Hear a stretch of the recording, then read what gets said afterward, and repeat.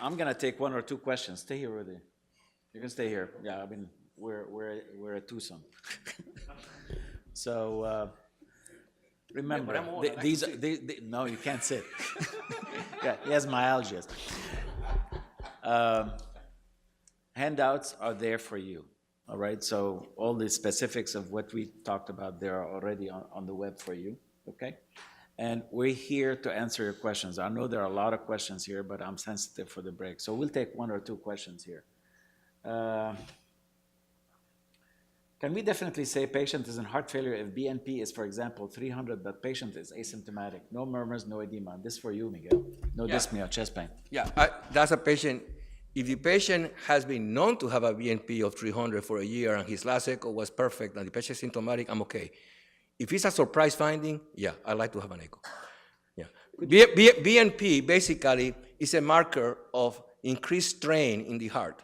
So people with heart failure can be totally happy and walk around with 200, 300. And when they decompensate, they go to 1,000. So the problem is, do you know or not? If you know this patient walks around with that and has been stable, I don't think you have to go crazy about it.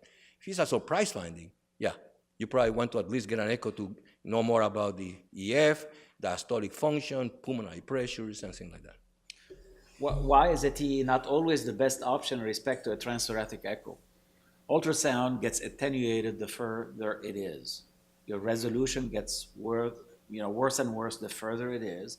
Also, if there is anything that has calcium or metal or whatever it is, there's shadowing behind it.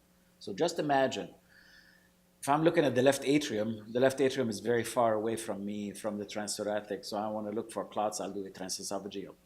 If I do a transesophageal, I can't see the whole ventricle well, so I can't evaluate ventricular function well.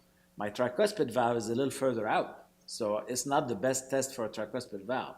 Certainly not the best test for a pulmonic valve, which is very anterior. So you have to think about that, right?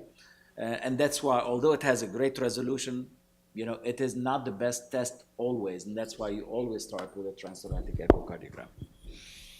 All right, I think we should stop here, and we're here for you. So I'm sensitive for you to take a little break. And break? Visit the you don't exhibits. Need a break. All right, and then we'll reconvene in about 15 minutes or so, okay? Thanks for... Thank you. All right.